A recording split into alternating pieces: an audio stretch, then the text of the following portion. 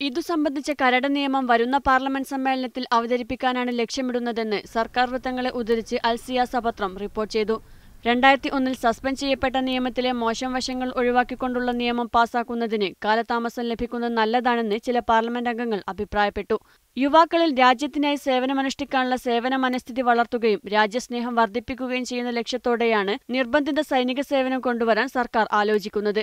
2001 നിയമത്തിലെ പോരായ്മകൾ പരിഹരിച്ചാണ് പുതിയ കരട് നിയമം കൊണ്ടുവരുന്നത്.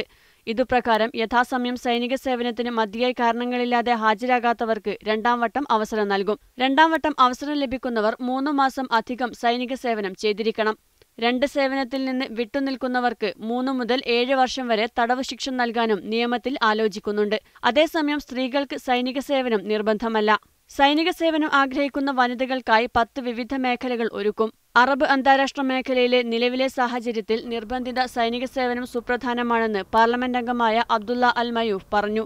പക്ഷഭേദമില്ലാതെ എല്ലാ പൗരന്മാർക്കും നിർബന്ധമായ സംവിധാനം കൊണ്ടുവരണമെന്നും അദ്ദേഹം ആവശ്യപ്പെട്ടു. Media 1 Kuwait.